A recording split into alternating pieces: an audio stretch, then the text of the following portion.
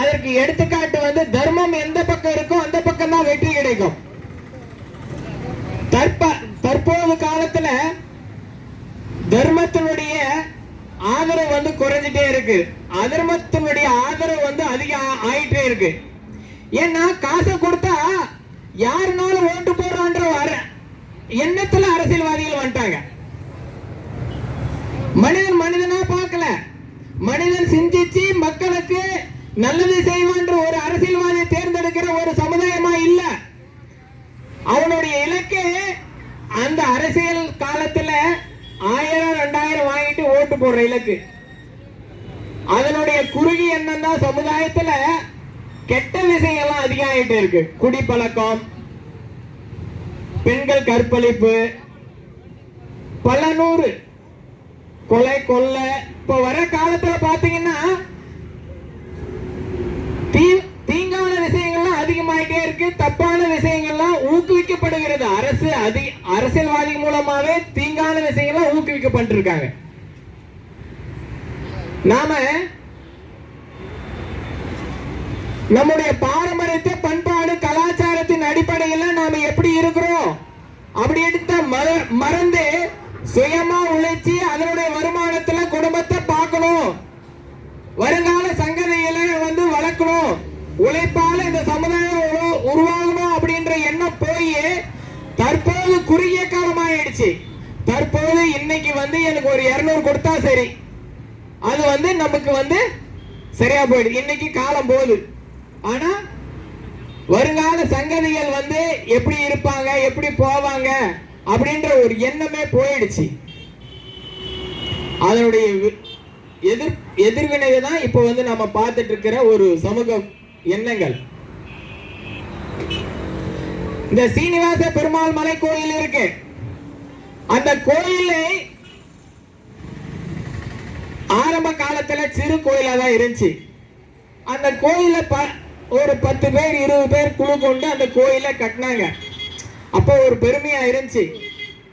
எந்த விஷயமே 4 பேர் சேர்ந்து செஞ்சா அது நல்லதுக்காக கெட்டதான்னு நம்ம ஆராய்ச்சி பார்க்கணும். அந்த சீனிவாச பெருமாள் கலை கோயில் கட்டுறதுக்கு முன்னாடி அந்த மலைகள் வந்து நல்லா இருந்தது. அந்த கோயில் கட்டும் போது அந்த கல்குவாரிக்கு டெண்டர் விட்டாங்க. எனக்கு ஒரு சந்தேகம், இவங்க கோயில் கட்டுறதுக்கு வந்தாங்களா கல்குவாரிக்கு டெண்டர் விட்டு வந்தாங்களா? அந்த எண்ணத்துலதான் இருக்கு. கோயிலை கட்டும் போது கல்குவாரிக்கு டெண்டர் விட்டு அந்த பகுதியில பெரு பெரு கல்லுங்கள்லாம் உடைச்சாங்க. உடைச்சி இப்ப பல காடுல பாதி காடு காணாம போயிடுச்சு. அது வந்து அந்த வெடி வெடிச்சு அந்த பகுதியில் இருக்கிற மக்கள் எல்லாம் வீடு எல்லாம் இடிஞ்சு அந்த மக்கள் எல்லாம் பயந்து ஒரு 10 வருஷத்துக்கு முன்னாடி குறைஞ்சபட்சம் இருக்கும் வரும். அந்த பகுதி மக்கள் எல்லாம் போயிட்டு கலெக்டர் கிட்ட மனு கொடுத்து இந்த மாதிரி அந்த கல்குவாரி வந்ததுனால இந்த பகுதியிலாம் மக்கள் வீடுகள்லாம் வெறுப்படைஞ்சிருக்கு, மயில்கள்லாம் வாழக்கூடிய மயில்கள்லாம் இங்கிருந்து இடம்பெறுது அப்படின்னு சொல்லிட்டு நாம வந்து அதை தடுத்து நிறுத்தணும். தற்போது அதுக்கு அனுமதி கொடுத்திருக்காங்க. அனுமதி கொடுத்ததுனால இன்னும் இருக்கிற அந்த மலையை வந்து உடைக்க பாக்குறாங்க. அங்க இருக்கிற மலை உடைஞ்சா அந்த கோயில் அழியும். அந்த கோயிலை சுத்தி ஒரு 3-4 கோயில்கள் அந்த மலையை சுத்தி இருக்கு. அந்த மலை அழிச்சா இன்னைக்கே மலை அழிச்சிடலாம், ஒரு வருஷத்துல அழிச்சிடலாம். அந்த மலையே மறுபடியும் கிடைக்க முடியுமா? இப்ப அந்த பகுதியில் விவசாயம் செய்யறீங்க, அந்த மலையில இருக்கிற ஊற்று நீர் தான் அந்த பகுதியில் இருக்கிறவங்களுக்கு விவசாயத்துக்கு ஒரு உறுதுணையா இருக்கு. அழிக்கிறது ஈஸி, ஆனா உற்பத்தி பண்றது கடினம். இந்த மக்களுக்கு வந்து இன்னைக்கு மட்டும் வாழ்ந்தா போதும் நினைக்கிறாங்க. அடுத்த தலைமுறைகள் வந்து நல்லா இருக்கணும் அப்படின்ற எண்ணமே இல்லாம போயிடுச்சு. அந்த மலையில வழி ரோடு போட்டு போயிருக்காங்க, எந்த அனுமதி இல்லாம. ஒரு ஃபாரஸ்ட்ல ஒரு மரம் வெட்டினா கூட கார்டு கிட்ட பர்மிஷன் வாங்கணும். அந்த மரத்தை வெட்டினா கூட ஒரு ஃபைன் போடுறாங்க, ஒரு மரத்தை வெட்டிட்டாருன்னு. கிட்டத்தட்ட 500 மரத்துக்கு மேல வெட்டி காட்டுக்குள்ள வழி போட்டு போயிருக்காங்க.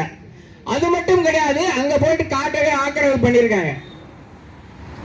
ஒரு விவசாயம் செய்யக்கூடிய இடத்துல கல்குவாரி வைக்கிறது எந்த விதத்தில் நியாயம்? அங்க விவசாயம் மக்களை வந்து அந்த இடத்துல இருந்து அகற்ற போறதுக்கான ஒரு ஆரம்பம் தான் இது. அது மட்டும் இல்லாம எனக்கு ஒரு பொறுப்பாளர் வந்து ஒரு வீடியோ அமைச்சிருந்தார். அந்த பஞ்சாயத்து தலைவர் எல்லாம் 5 ரூபாய் 3 ரூபாய் 10 ரூபாய் அப்படின்னா 10 லட்சம் 5 லட்சம் 3 லட்சம் வாங்கிட்டாங்க. வாங்கிட்டு எல்லாம் கையெழுத்து போட்டாங்க. ஆனா ஏன் தாலுகா ஆபீஸ்ல பஞ்சாயத்துல நான் இன்னும் கொடுக்கல அனுமதி அப்படின்றாங்க. அந்த வீடியோ இன்னும் சமூக வலைதளத்துல அந்த பகுதி மக்கள் கிட்ட எல்லாம் எல்லாருக்கும் போய் சேர்ந்துருக்கு. அந்த பகுதி மக்கள் இருக்கிறவங்க எல்லாம் அந்த வீடியோ பார்த்திருக்காங்க. நாம தேர்ந்தெடுத்திருக்கிற ஒரு தலைவர் நமக்கு நல்லது செய்வார்னு சொல்லி தேர்ந்தெடுத்தா, ஆனா இங்க 5 லட்சம் வாங்கியிருக்கோம் 3 லட்சம் வாங்கியிருக்கோம் 10 லட்சம் வாங்கியிருக்கான்னு அவரே வாய் மூலமா வாக்குமூலம் கொடுத்திருக்காரு. அந்த வீடியோ மக்கள் கிட்ட எல்லா மக்களுக்கும் போயிருக்கு. ஆனா அந்த பஞ்சாயத்தில் இருக்கிற ஒருத்தரும் நீ எனக்காக வேலை செய்யறதுக்கு தலைவராக உன்னை தேர்ந்தெடுத்திருக்க, ஆனா நீ ஏன் லஞ்சம் வாங்கன்னு ஒருத்தர் கேட்கல. அப்படின்னா இது என்ன அர்த்தம்னா, தப்பு செய்யறவங்க தப்பு செய்யறவங்க பார்த்து நிற்கிறான் பாரு, அவன் தான் குற்றவாளி. அந்த பஞ்சாயத்தில் இருக்கிற தலைவர் காசு வாங்கினான்னு அர்த்தம். அந்த பஞ்சாயத்தில் சேர்ந்ததெல்லாம் அந்த கல்குவாரிக்காக காசு வாங்கினான்னு தான் அர்த்தம். தப்பு செய்யறதுக்கு தூண்டுதல். அடுத்த தலைமுறையில் அந்த மழை இருக்குமா? இன்னைக்கு ஒரு விநாயகர் கோசம் கல்குவாரிங்க கிட்ட 10,000 20,000 வாங்கி வந்து விநாயகர் வைக்கிறீங்க. அடுத்த விநாயகருக்கு அவன் காசு கொடுப்பானா? இன்னைக்கு அவன் காரியம் ஆகணும்னு 20,000 30,000 விநாயகர் வாங்கி வந்து வைக்கிறீங்க. ஒரு விநாயகர் வாங்குறதுக்கு கூட நம்ம கிட்ட கை காசு போட்டு விநாயகர் வைக்க முடியல. இதுதான் காலகாலமா இந்த அரசியல்வாதிகள் கோயில் கட்டுறேன், உனக்கு அது பண்றேன், கோயிலுக்கு நிதி கொடுக்குறேன், இதே மாதிரிதான் இந்த கோயிலெல்லாம் அழிக்கிறது.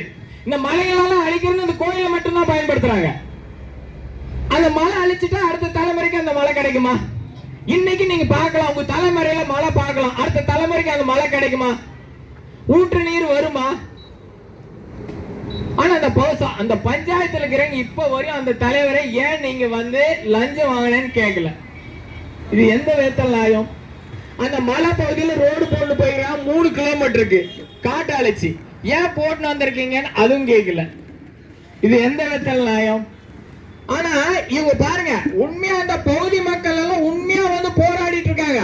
அந்த பகுதிக்கு பாதிப்பு, என் தலைமுறைக்கு பாதிப்பு, விவசாயத்துக்கு பாதிப்பு அப்படின்னு சொல்லிட்டு பஞ்சாயத்துல உள்ளிருப்பு போராட்டம் மறியல் பண்ணிருக்காங்க, மனு கொடுத்திருக்காங்க, எத்தனையோ மனு கொடுத்திருக்காங்க, தாசில்தார்கிட்ட போய் பேசியிருக்காங்க. ஆனா இப்ப வரையும் அந்த அரசாங்கமோ தாலுகா ஆபீஸோ யாருமே இந்த மக்கள் குரலை ஏத்துக்கல. ஆனா இதுக்கு புதுவிதமா அந்த பகுதியில் இருக்கிறவங்க எல்லாம் இந்த எதிர்ப்பை எப்படி சமாளிக்கிறது அப்படின்றதுக்காக இந்த திராவிட மாடல் அரசாங்கத்தினுடைய ஒரு புது கொள்கை, பணத்தை கொடுத்தா எதனாலும் வாங்கலாம் அப்படின்ற ஒரு ட்ரெண்ட் இப்ப எப்படி இருக்குன்னா, காசை கொடுத்துறது, ஒரு 20-30 பேரை கூட்டு வந்துட்டு கலெக்டர் ஆபீஸ் கிட்ட எங்களுக்கெல்லாம் கல்குவாரி வேணும், எங்க பகுதியில் படிச்ச இளைஞர்கள்லாம் இருக்காங்க, எங்களுக்கெல்லாம் கல்குவாரி வேணும். எனக்கு ஒண்ணு புரியல, யாருன்னா டிகிரி படிச்சவங்க யாருன்னா கல் உடைக்கு போறாங்களா? அவரு சொன்னாலும் யாருன்னு பார்த்துட்டேன், அவருடைய பேக்ரவுண்ட் எல்லாம் பார்த்தேன். சீட் ஆடுறது சும்மா அப்படியே ஒரு நாள் ட்ரெண்ட், ஒரு நாள் கூத்து, அந்த கணக்கு. அவரு அராஜகத்தின் அடிப்படையில் செயல்படுற அடியாட்கள் இவங்க எல்லாமே அன்னைக்கு தாலுகா ஆபீஸ் போனதெல்லாம் அப்படியே அந்த மக்கள் எல்லாம் கிட்டத்தட்ட 100 பேர் கூட வந்தாங்க. அப்படியே வளைக்கிறாங்க ஒருத்தரா. இந்த மீடியாக்காரர் யாருன்னா போய் கேட்டக்கூடாது, நீங்க எந்த ஊர்ல வந்திருக்கீங்க, யார் கூட வந்தா அப்படின்னு, காசு கொடுத்தா வந்துட்டேன்னு சொல்லிட்டா அசிங்கமா போயிடுமில்ல. அப்படியே வளைக்கிறாங்க அத்தனை பேரும். அந்த ஊர்ல பாதிப்புன்னு 4 பேர் பேசும்போது உனக்கு 100 அப்படியே அந்த மக்கள் எல்லாம் கிட்டத்தட்ட 100 பேர் கூட வந்தாங்க. அப்படியே வளைக்கிறாங்க ஒருத்தரா. இந்த மீடியாக்காரர் யாருன்னா போய் கேட்டக்கூடாது, நீங்க எந்த ஊர்ல வந்திருக்கீங்க, யார் கூட வந்தா அப்படின்னு, காசு கொடுத்தா வந்துட்டேன்னு சொல்லிட்டா அசிங்கமா போயிடுமில்ல. அப்படியே வளைக்கிறாங்க அத்தனை பேரும். அந்த ஊர்ல பாதிப்புன்னு 4 பேர் பேசும்போது உனக்கு 100-200 கோசரம் நீ அங்க போய் நிக்கிறே, உனக்கு கொள்கை இல்லையா, கோட்பாடு இல்லையா? இது எங்க போய் நிக்க போகுது? இது சமுதாயமா? இது கட்டின பொட்டாடிக்கு தன்னுடைய உழைப்புல அப்போ வாங்கி கொடுக்கலாம். இது என்ன கணக்குன்னு தான் தெரியல. இது என்ன கணக்கு? கல்குவாரிக்காரன் காசு கொடுக்கறான்னு சொல்லிட்டு அந்த அந்த கல்வாரிக்காக பாதிப்பு இருக்கிற போராடக்கூடிய மக்களை நீங்க அடிக்க போறீங்களே, உங்களுக்கு கொஞ்சம் கூட மனசாட்சி இல்ல? அந்த உண்மையா போராடக்கூடிய மக்களை வந்து அசிங்கப்படுத்துறீங்களே, உங்களுடைய தலைமுறை உங்களுக்கு நல்லது செய்யுமா? ஆனா யாரெல்லாம் இன்னைக்கு வந்து இந்த கல்குவாரி வேணும் அப்படின்றவங்க எல்லாம் ஆரம்பத்துல அவங்க தான் கல்குவாரி வேணான்னு சொன்னவங்க. முதல்ல இந்த மகுதி மக்களுக்கு கலெக்டர் கிட்ட மனு கொடுத்தவங்களே அவங்க தான். மனு கொடுத்துட்டு மக்கள் கிட்ட எல்லாம் சொல்லிட்டு இவருக்கு தேவையானது எதிர்பார்த்தது என்னவோ அது வந்து சேர்ந்துருச்சு. சேர்ந்த உடனே காசு வந்த உடனே அப்படியே பிளேட்டை மாத்துறாரு. உனக்கு காசு தான் முக்கியம், உழைச்சி சம்பாரி. எவனோ ஊரை அழிக்கிறதுக்கோசரம் ஒரு விஷயத்தை எடுத்துட்டு புகுத்துறேன்றைய உழைக்கணுமா இல்லையா? உழைச்சாதான் காசு. இன்னைக்கு கொடுப்பான், மழை இருக்கிற வரையும் கொடுப்பான். மழை அழிச்சுட்டா 2 வருஷத்துல அழிச்சிட்டு போயிடுவோம். மழை அடுத்த வருஷம் என்ன பண்ணுவேன்? உன்னாலதான் அழிச்சுன்னு அந்த பகுதியில் இருக்கிற மக்கள் சொன்னா உங்க சங்கதிகள் நல்லா இருக்குமா? இதுல அடியாட்களை வச்சு அடிக்கிறது வேற. அடிச்சுட்டா போராடக்கூடிய மக்கள் வந்து பயந்துருவாங்கன்றது வந்து முட்டாள்தனம். நாம ஒண்ணு தெளிவா புரிஞ்சுக்கணும். மக்கள் இயற்கை வளத்தை பாதுகாக்கக்கூடிய போராடக்கூடிய மக்களுக்கு வந்து இப்ப இருக்கிற மக்கள் வந்து ஆதரவு தெரிவிக்கணும். எந்த ஒரு நிகழ்ச்சியும் வெற்றி அடைகிறதுக்காக தான் அந்த நிகழ்ச்சி செய்யறோம். இப்போ அந்த பகுதி மக்கள் எல்லாம் அந்த இயற்கை வளத்தை விவசாயத்தை பாதுகாக்கணும்னு சொல்லிட்டு இருக்காங்க இல்லைங்களா? அந்த பகுதிக்கிற மக்கள் நீங்க வந்து அதுக்கு ஆதரவா தெரிவிச்சு யாரெல்லாம் லஞ்சம் வாங்கினாங்க என்னென்ன பண்ணலாம்னு கேட்க முடியல. சரி விடுங்க, நீங்க கேட்கல. அட்லீஸ்ட் இந்த பகுதியில பாதிப்பு இருக்குன்னு போராடக்கூடிய மக்களுக்கு அட்லீஸ்ட் ஆதரவா கொடுக்கணுமா இல்லையா? ஆதரவும் கொடுக்கல. இப்போ உங்களை பத்தி என்ன நினைப்பாங்க? நீங்க ஏத்துனீங்களா ஏத்துலையா? வடிவேலு மாதிரி ஆயிடும் போல இருக்கு. ஆனா இல்ல, அந்த கணக்கு தான் இருக்கு. நம் மக்களுக்கு எதிர்கால தலைமுறைகளுடைய வாழ்க்கை முறை எப்படி இருக்கணும் என்று சிந்தனையே இல்லாத போயிடுச்சு. இன்னைக்கு வாழ்ந்துட்டு போயிட்டா போதுன்னு நினைக்கிறாங்க. அடுத்த தலைமுறை நல்லா வாழணும், இயற்கையோட வாழணும், எந்த பாதிப்பு இல்லாம வாழணும்ன்ற ஒரு எண்ணமே இல்லாம போயிடுச்சு. தர்மத்தை என்னைக்கு வந்து அழிச்சிட முடியாது. அதர்மம் வந்து பலமா தான் இருக்கும். ஆனா அதர்மம் வந்து ஜெயிக்குதுன்றது எந்த காலத்திலயும் ஆகாது. இது மக்கள் வந்து தெளிவா புரிஞ்சுக்கணும். இந்த மகாபாரத போது இதுக்கு எடுத்துக்காட்டு. பலம் வாய்ந்த துரியோதனன பஞ்ச பாண்டவர்கள் பலமீனமா இருந்தாலும் தர்மம் இருந்த பக்கம் தான் வெற்றி பெற்றுன்றது இப்ப வரை நம்ம வரலாறு. நம்ம இது ஆன்மீக பூமி. நம்ம பூமியில எல்லாம் இருக்கிற ஆன்மீகவாதி எல்லாம் அந்த காலத்துல எல்லா மலையிலும் முருகன் மாரியம்மா கோயில் முருகர் கோயில் எல்லாம் எதுக்கு கட்டினாங்க? அந்த மலையை வந்து உடைச்சிருவாங்க எதிர்காலத்துல அப்படின்னு தான் அந்த முருகர் கோயில் எல்லாம் எல்லா மலையும் பார்த்து குலதெய்வ கோயில் எல்லாம் பார்த்து கட்டினாங்க. இந்த மலைகள் இந்த கோயில் அடிப்படையில காப்பாற்றப்படும். அரச மரம் விநாயகர் கோயில் வச்சு அரச மரம் வச்சாங்க. அந்த மரம் ஒரு புனிதமான மரம். அந்த மரத்தை காப்பாற்ற முடியும். அந்த மாதிரி ஒவ்வொரு மரத்தையும் மலையையும் இயற்கையும் இந்து மதத்தோட ஒட்டி இந்த பாதுகாக்கணும் சொல்லிட்டு நம்ம வாழ்வியல் முறைகளை சித்தர்கள் வடிவச்சாங்க. ஆனா நாம வந்து என்னென்ன மரங்களை வெட்ட முடியுமோ என்னென்ன மலைகளை அழிக்க முடியுமோ எல்லாமே அழிச்சிட்டு இருக்கோம். ஒரு காலத்தில் நீங்களே அழிச்சு போவீங்க. இதுதான் உண்மை. ஒரு மனிதன் மற்ற விலங்குகளையும் உயிரினங்களையும் என்னைக்கு மதிச்சு அது வாழணும்னு நினைக்கிறான் பார், அன்னைக்குதான் நீயும் வாழுவ. ஆனா எந்த உயிரினங்களும் அழிஞ்சாலும் சரி நான் மட்டும் வாழணும்னு நினைச்சேன்னா இந்த இயற்கை உன்னை விட்டு வைக்காது. நீயும் ஒரு நாளைக்கு அழிந்து போற உயிரினம் தான். நீ ஒன்னும் மனித உயிரினம் பெரிய கொம்பெல்லாம் கிடையாது. 6 அறிவு மட்டும்தான் உனக்கு ஒண்ணு. ஏனை விட உனக்கு பலம் இருக்கா? சிங்கத்தை விட உனக்கு பலம் இருக்கா? உனக்கு ஒன்னே ஒண்ணு 6 அறிவு தான். ஆனா இந்த 6 அறிவு வச்சு இந்த இயற்கை இந்த பூலோகத்தை என்னென்ன கோலம் என்னென்ன அழிக்கணுமோ எல்லாம் அழிக்கிற. பஞ்ச பூதங்களையும் எல்லாருடைய மாசு கட்டுப்பாடையும் ஒழிக்கிற. இதனால அடுத்த தலைமுறைகள் நீங்க என்ன கொடுத்துட்டு போறீங்க இந்த சமுதாயத்துக்கு? அடுத்த தலைமுறை நல்லா வாழுமா? அவனுக்கு தேவையான இயற்கை வளங்கள் உணவுகள் உங்களுக்காக கிடைக்குமா? உணவே இல்லாம மாத்திரை போட்டு வாழக்கூடிய சூழ்நிலை நீங்க உருவாக்க போறீங்க. அதுதான் இதுல இருந்து தெரியுது. ஓட்டம் ஓட்டம் என்ன ஓட்டம், இன்னைக்கு வாழணும், இன்னைக்கு சம்பாதிக்கணும். ஆனா அடுத்த தலைமுறைக்கு நல்ல சூழ்நிலை காற்று, குடிக்க காற்று, நல்ல விவசாயம் பண்றதுக்கு நல்ல மண்ணு, நல்ல நீர், நல்ல காற்று எதுவுமே இல்லை. எல்லாமே என்னென்ன முறையில என்னென்ன அழிவுகோ எல்லாமே அழிச்சிட்டு இருக்கோம். அதுக்கு எடுத்துக்காட்டா இங்கே பார்த்திருப்பீங்க, அந்த காலத்துல நம்முடைய முன்னோர்கள் எப்படி இருந்தாங்கன்றதுக்கு இந்த புகைப்படம். இப்ப வருங்காலத்துல எப்படி நடக்குதுன்றது பாத்துக்குவோம். இந்த செட்டியார் டேம் எந்த அரசியல்வாதி வந்தாலும் அங்க நேர போய் நின்றுக்கிறத, செட்டியார் டேம் நாங்க வந்து மீட்டு கொடுத்துறோம், தண்ணி வர வச்சிரும். அரசியல் கோமாளிகள் அவங்களுக்கு தேவையாக படும்போது செட்டியார் டேம் போய் நின்றுட்டு தண்ணி கொடுக்கிறோம் தண்ணி கொடுக்கிறோம். இந்த மக்களும் காலங்காலமா ஏமாத்துறவனுக்கே ஓட்டு போடுறாங்க. நாங்கெல்லாம் ஏமாந்தே பழக்கப்பட்டு போட்டோம். நாங்க எவ்வளவு கூட்டினாலும் அடி வாங்குவோம். நாங்க அதே தான் பழக்கம் ஆயிடுச்சு. நிலம்ல செட்டியார் டேமை வச்சு எந்த அரசியல் வந்தாலும் அரசியல் பண்றாங்க. அங்க ஒரு பேட்டி எடுத்துருவாங்க, பேட்டி எடுத்துட்டு இந்த செட்டியார் டேம் மீட்டும். நானும் காலகாலமா பாக்குறேன், அந்த செட்டியார் டேமுக்கு தண்ணி வந்த பாடும் இல்ல, அதுக்கு விடிய காலமும் பிறக்கல. மக்கள் திறந்தலையா அரசியல்வாதி திறந்தலையானா மக்கள் திறந்தல் தான் வச்சுக்கணும். ஏன்னா ஒரு முறை பேட்டி எடுத்தாரு, அவரே அடுத்த வருஷம் வந்து பேட்டி எடுக்கிறான்னா அந்த பேட்டி எடுக்க அந்த இடத்துல விடலாமா? நீங்க அதே இடத்துல பேட்டி எடுத்தவர் தான் எம்எல்ஏ ஆக்கணுங்க. 5 வருஷம் எம்எல்ஏ இருந்தல, 5 வருஷம் என்ன பண்ண? யாரா கேட்டாங்களா அந்த இடத்துல? என்னைக்கு வந்து நாம வந்து அவர் கேட்கிறோமோ அன்னைக்கு தான் விடிய காலம் பிறக்கும். இல்லைன்னா அவங்க எந்த காலத்திலையும் ஏமாத்துற குணம் ஏமாத்திட்டு தான் இருக்கும். இந்த நிலையை மாத்தணும். இந்த நிலையை மாறினாதான் நம்ம சமுதாயத்துல நல்ல ஒரு சமுதாயமா மாறும், நாமளும் நல்லா இருப்போம். இன்னைக்கு நாம விவசாயம் பண்றாங்க, யாரோ ஒருத்தர் விவசாயம் பண்றாங்கன்னு சொல்லிட்டு நம்ம இருக்கலாம்.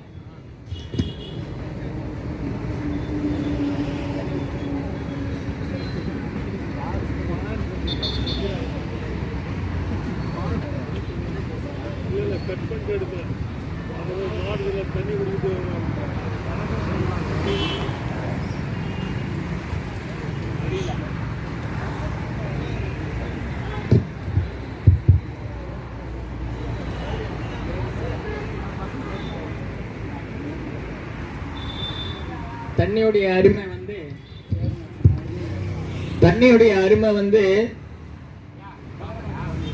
தண்ணி இல்லாத போதுதான் தெரியும். ஆதி காலத்துல தண்ணி பொது உடைமையா இருந்துச்சு, இப்ப தனி உடைமை ஆயிடுச்சு.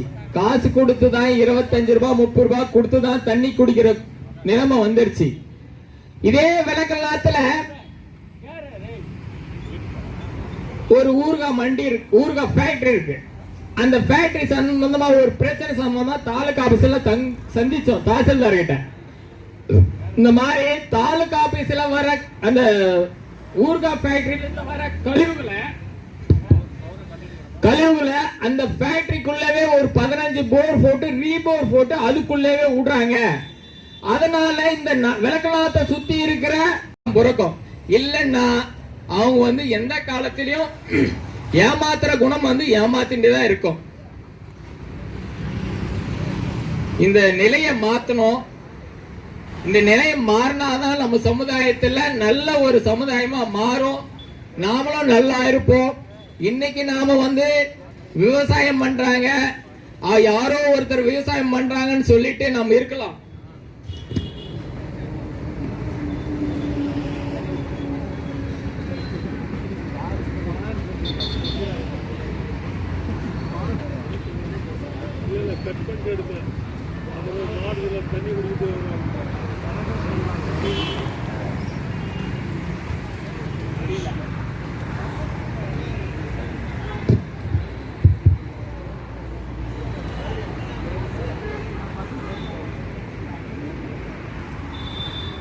தண்ணியுடைய அருமை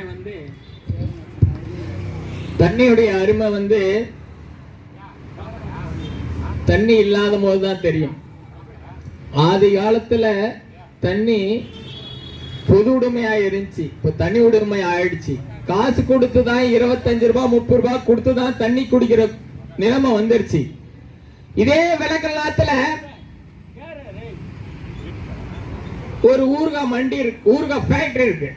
அந்த ஃபேக்டரி சம்பந்தமா ஒரு பிரச்சனை சம்பந்தமா தாலுகா ஆபீஸ்ல சந்திச்சோம் தாசில்தார் கிட்ட.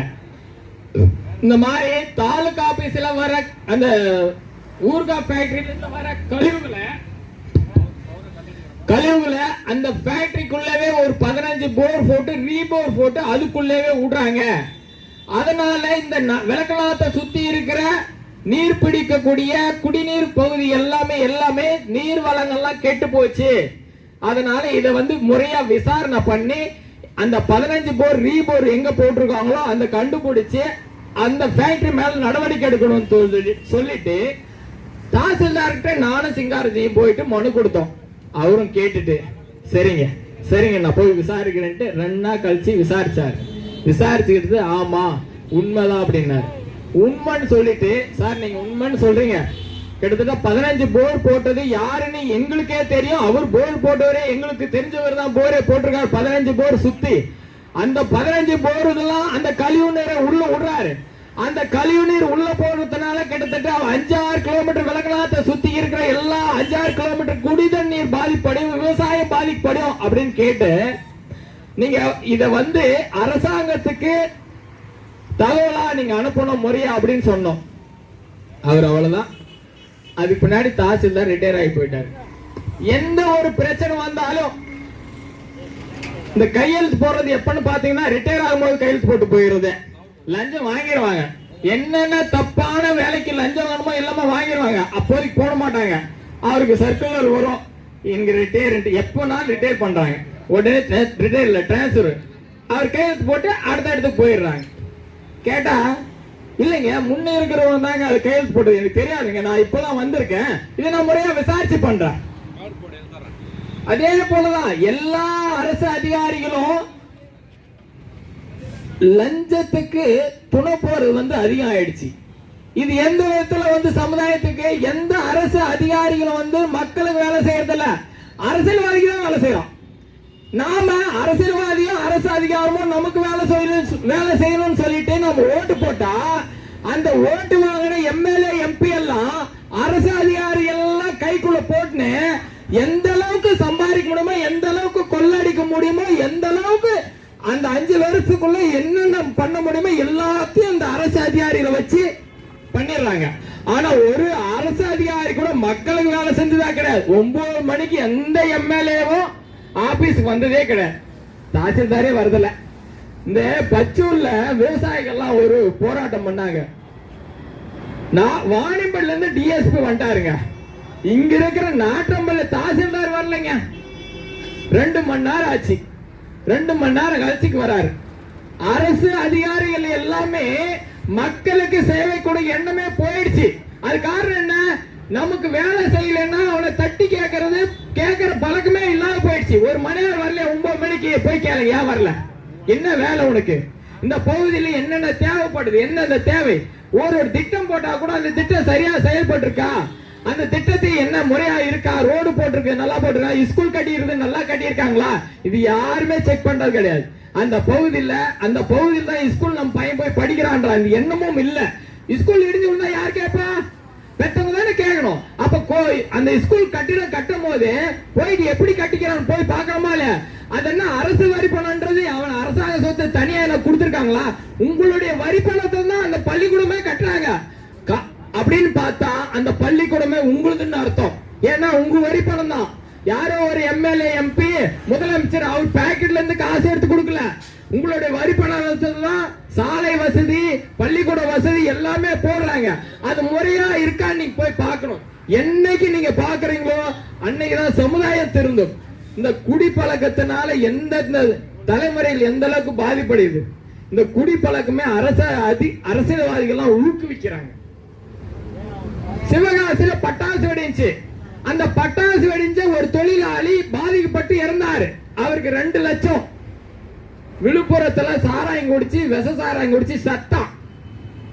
அவன் நாட்டு சுதந்திர போராட்ட தியாகியா இல்ல நாட்டுக்கு எதனா உழைச்சு கொடுத்தாங்க? அவனுக்கு 10 லட்சம். 24 மணி நேரத்துக்குள்ள 10 லட்சம். சிவகாசியில உழைச்சவனுக்கு 2 லட்சம். அவனுக்கு 2 லட்சம் வரலையா? அப்ப கூட அறிக்கை மட்டும் தான், ஜீவோ மட்டும் தான் பாஸ் ஆகி ஒன்னும் போய் சேரலன்றாங்க. ஆனா குடிச்சவனுக்கு பாருங்க 24 மணி நேரத்துக்குள்ள போய் சேருது 10 லட்சம். அதை விட கூத்து கேளுங்க, சாராயம் வித்தான் பாருங்க, அவனுக்கும் போய் காசு அவனுக்கும் கொடுத்திருக்காங்க. அவன் ஒரு தேச பற்றாளன், சாராயம் வித்தே சமுதாயத்தை வளர்க்கிறான். எந்த அளவுக்கு சமுதாயத்தை போயிருக்கு பாருங்க. இந்த மாணவர்களிட கஞ்சா பழக்கம் அதிகம் ஆயிடுச்சு, குடி பழக்கம் அதிகம் ஆயிடுச்சு, சமுதாயமே நாசமா போயிட்டு இருக்கு. நம்ம பெற்றக்கூடிய பிள்ளைகள் வந்து நல்லா ஸ்கூலுக்கு போயிட்டு படிக்கிறாங்களான்னு யாருமே பாக்குறது கிடையாது. இன்னைக்கு வர்றது டீ கடை வந்து டீ குடிச்சிடுறது, அரசியல்வாதி அது பண்ணார் இது பண்ணார் பேசிட்டு போறது. நம்ம குடும்பம் நல்லா இருக்கா, நம்ம பசங்க முறையா போய் படிச்சுட்டு வராங்களா, 7வது படிக்கிற 8வது படிக்கிற சட்டை மாத்தின்னு போய் ஒயின் ஷாப்ல பாட்டில் வாங்கி குடிச்சிட்டு இருக்கான். கஞ்சா கிடைக்குது எல்லா இடத்துலயுமே.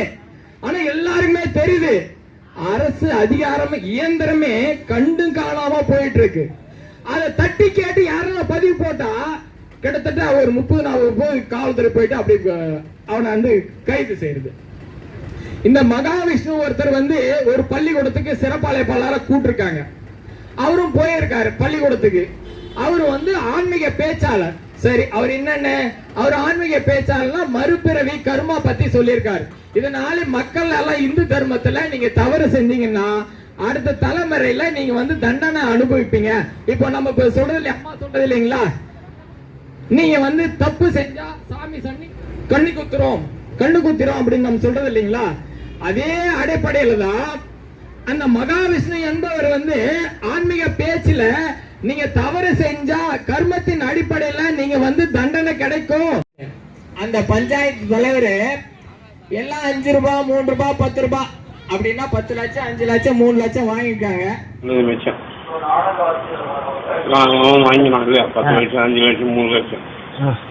வாங்கிட்டு எல்லாம் கையெழுத்து போட்டாங்க. ஆனா ஏன் தாலுகா ஆபீஸ்ல பஞ்சாயத்துல நான் இன்னும் கொடுக்கல அனுமதி அப்படின்றாங்க. அந்த வீடியோ இன்னும் சமூக வலைதளத்துல அந்த பகுதி மக்கள் கிட்ட எல்லாம் எல்லாருக்கும் போய் சேர்ந்திருக்கு. அந்த பகுதி மக்கள் இருக்கிறவங்க எல்லாம் அந்த வீடியோ பார்த்திருக்காங்க. நாம தேர்ந்தெடுத்திருக்கிற ஒரு தலைவர் நமக்கு நல்லது செய்வார்னு சொல்லி தேர்ந்தெடுத்தா, ஆனா இங்க 5 லட்சம் வாங்கியிருக்கோம் 3 லட்சம் வாங்கியிருக்கோம் 10 லட்சம் வாங்கியிருக்கான்னு அவரே வாய் மூலமா வாக்குமூலம் கொடுத்திருக்காரு. அவன் பாதி அந்த பல்லார்பள்ளி முன்னாள் பார்த்து அவன் ஏதோ 1 லட்சம் எடுத்துக்கணும், இவன் ஒரு 3 லட்சம் எடுத்துக்கணும், இவன் எவ்வளோ எடுத்தாங்க என்கிட்ட ஒரு 5 ருபீஸ் கொடுத்தாங்க. அது விட நான் ரொம்ப நாள் 1 மாதம் நான் வாங்கலை. அவங்க வீட்டில் தான் இருந்துச்சு. எனக்கு வானடா அதை ரிட்டர்ன் பண்ணிடணும் அப்படின்னு சொல்லியிருந்தேன். எல்லாம் வந்து வாங்கிட்டு போகணும். இந்த மாதிரி 420 வேலை இவங்க 2 பேரும் செஞ்சது சார் தப்பு கேட்கணும். அந்த வீடியோ மக்கள் கிட்ட எல்லா மக்களுக்கும் போயிருக்கு. ஆனா அந்த பஞ்சாயத்தில் இருக்கிற ஒருத்தரும் நீ எனக்காக வேலை செய்யறதுக்கு தலைவராக உன்னை தேர்ந்தெடுத்திருக்கேன், ஆனா நீ ஏன் லஞ்சம் வாங்கன்னு ஒருத்தர் கேட்கல. அப்படின்னா இது என்ன அர்த்தம்னா, தப்பு செய்யறவங்க பார்த்து நிற்கிறான் பாரு, அவன் தான் குற்றவாளி. அந்த பஞ்சாயத்தில் இருக்கிற தலைவர் காசு வாங்கினான்னு அர்த்தம் இல்ல, அந்த பஞ்சாயத்தில் சேர்ந்தவங்களும் அந்த கல்குவாரிக்காக காசு வாங்கினான்னு தான் அர்த்தம். தப்பு செய்யறதுக்கு தூண்டுதல். அடுத்த தலைமுறையில் அந்த மழை இருக்குமா? இன்னைக்கு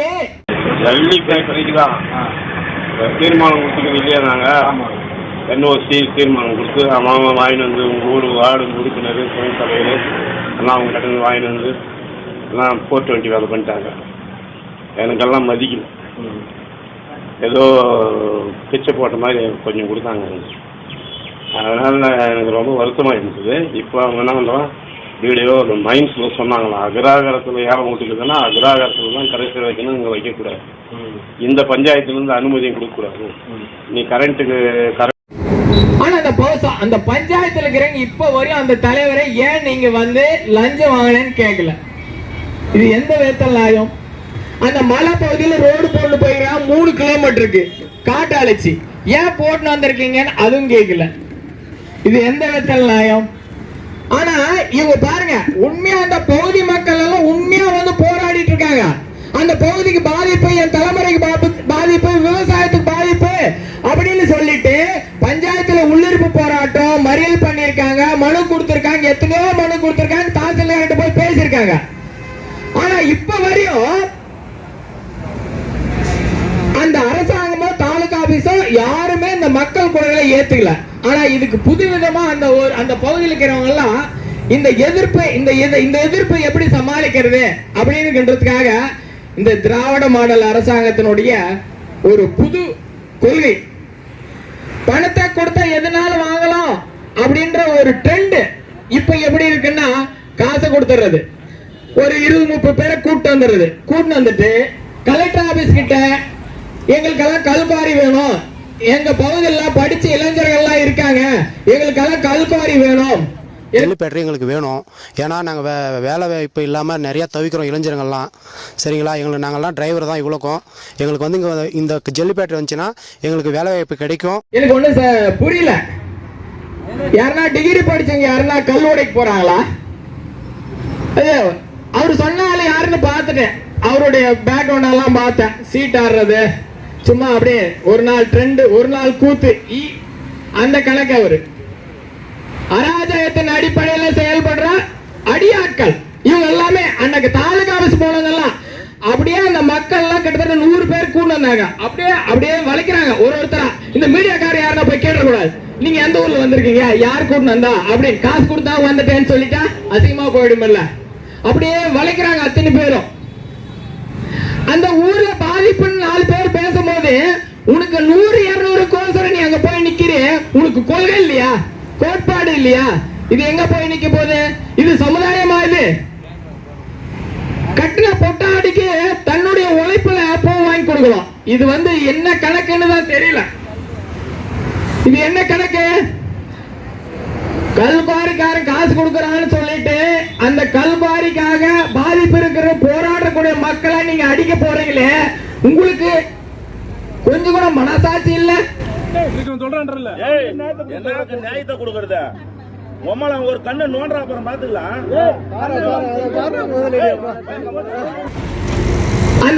அந்த உண்மையா போராடக்கூடிய மக்களை வந்து அசிங்கப்படுத்துறீங்களே, உங்களுடைய தலைமுறை உங்களுக்கு நல்லது செய்யுமா? ஆனா யாரெல்லாம் இன்னைக்கு வந்து இந்த கல்குவாரி வேணும் அப்படின்றவங்க எல்லாம் ஆரம்பத்தில் அவங்க தான் கல்குவாரி வேணான்னு சொன்னாங்க. அந்த மாசு கட்டுப்பாடெல்லாம் இருந்துச்சுனாக்க அந்த செடி மேலெல்லாம் இருக்கிறதுனால அந்த பவுடர்லாம் வந்து செடி மேலே விடுறதுனால அந்த மலட்டுத்தன்மை ஏற்படுது செடிங்கள்லாம். அதனால் எந்த விளைச்சலும் வராது. எங்களுக்கு நாங்கள் வாழ்வாதாரமாக வச்சுன்னு இருக்கிற இந்த கல்குவாரை வந்து கண்டிப்பாக தடை செய்யணும், மீண்டும் புதுப்பிக்கக்கூடாது. ஏற்கனவே இந்த மாதிரி வந்து பிரச்சனை இருக்கிறதுனால தான் ஒரு 10 வருஷமாக நிறுத்தி வச்சுருக்காங்க.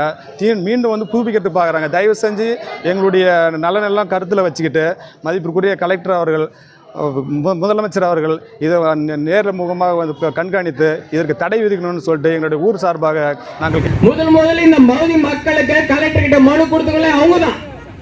மனு கொடுத்துட்டு மக்கள் கிட்ட சொல்லிட்டு இவருக்கு தேவையானது எதிர்பார்த்தது என்னவோ அது வந்து சேர்ந்துருச்சு. சேர்ந்த உடனே காசு வந்த உடனே அப்படியே பிளேட்டை மாத்துறாரு. உங்களுக்கு காசு தான் முக்கியம், உழைச்சி சம்பாரி. எவனோ ஊரை அழிக்கிறதுக்கோசரம் ஒரு விஷயத்தை எடுத்துட்டு புகுத்துறேன்றிய உழைக்கணுமா இல்லையா? உழைச்சாதான் காசு. இன்னைக்கு கொடுப்பான், மழை இருக்கிற வரையும் கொடுப்பான். மழை அழிச்சிட்டா 2 வருஷத்துல அழிச்சிட்டு போயிடுவோம். மழை அடுத்த வருஷம் என்ன பண்ணுவேன்? உன்னாலதான் அழிச்சுன்னு அந்த பகுதியில் இருக்கிற மக்கள்லாம் சொன்னா உங்க சங்கதிகள் நல்லா இருக்குமா? இதுல அடியாட்களை வச்சு